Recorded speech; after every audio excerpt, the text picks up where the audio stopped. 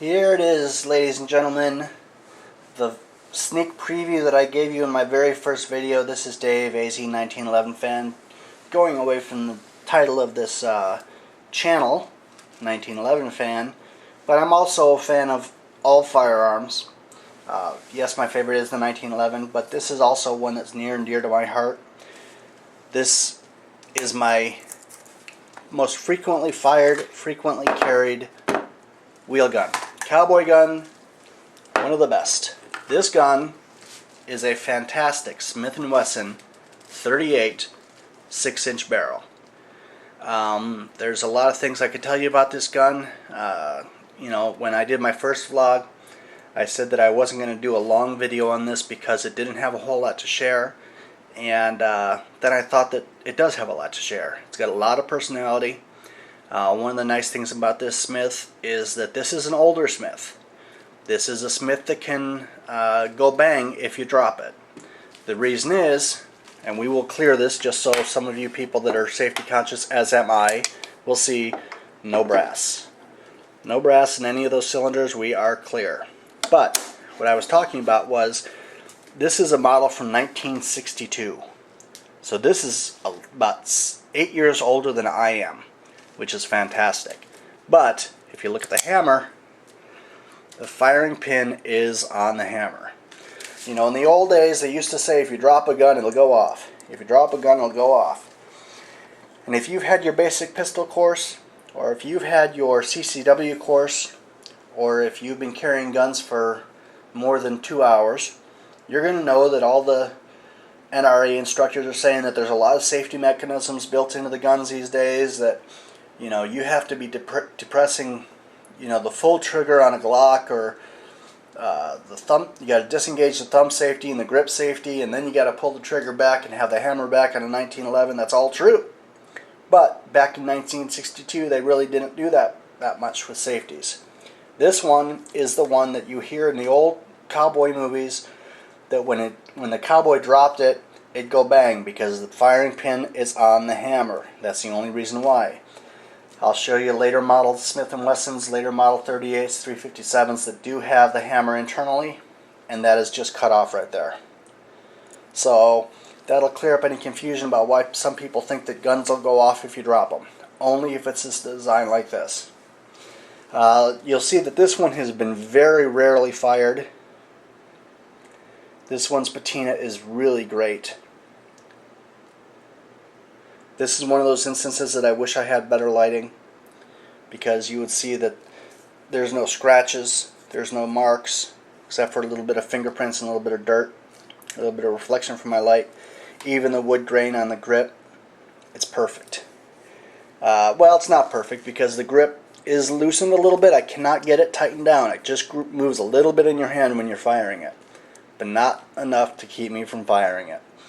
I love this gun. This gun will be handed down through my generations. Don't ask me if it's for sale, because it isn't. This gun has got a history with my family.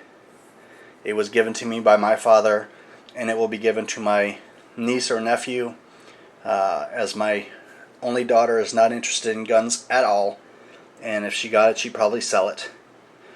So, 6-inch, some of you noticed the holster. That holster is a true kickback to cowboy days. I love the heaviness of this holster. I love the quality of the leather of this holster. This holster is one that I found actually at a flea market. We got the gun without a holster. Was carrying in a pistol bag, and now we can carry it low on the side, low on the hip, just like they did in the Old West. So, being from Phoenix, it's kind of fun to have a cowboy gun. I wouldn't carry this concealed carry because it's impossible to. You can look like you got a major limp in your leg, which I do as well. So I don't need any help looking like I've got something in my pocket. But that's a wonderful gun to open carry. Arizona is an open carry, concealed carry, constitutional carry state. No permit, no paperwork required. So if feeling a little razzy that day, I'll go ahead and open carry this one. But because of that firing pin being on the hammer, it does make me a little nervous, because it doesn't take a whole lot, or it wouldn't take a whole lot to make that go off. But let me show you a little bit of the cylinder again. We rushed through that. Let it down. It does have the two-position cock. So you've got the full back and half back, and down. But you can see how clean that is. That is really clean. I don't think this gun has personally, this has not seen 200 rounds through it. I don't think that it's seen probably 5,000 rounds in its lifetime. That's one of the reasons that it's so special, because it's almost 50 years old, and it's in good a condition. So I did have a couple of Smith fans tell me that they like the Kimber, but they wanted to see the Smith. I'd mentioned on Tuesday in my vlog with the RCP, Ultra RCP, that I'd probably do this on Thursday. I am sorry I did not get out on Thursday. My MS was flaring up and I was not able to record a video. So this is why this is coming up on Saturday, being produced and uploaded on Saturday.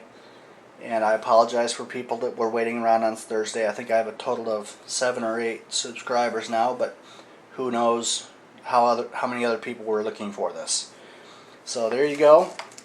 1962 Smith and Wesson 38 6-inch with the cowboy holster. One of my favorite guns, and a gun that'll be in my family for life, unless my grandchildren or niece and nephew sell it. Thank you very much. We'll see you real soon with a really fun video coming up. I think you're going to like it, so stay tuned. Please like this video, subscribe, and refer me to your friends. I got some really fun stuff coming up. You don't want to miss it.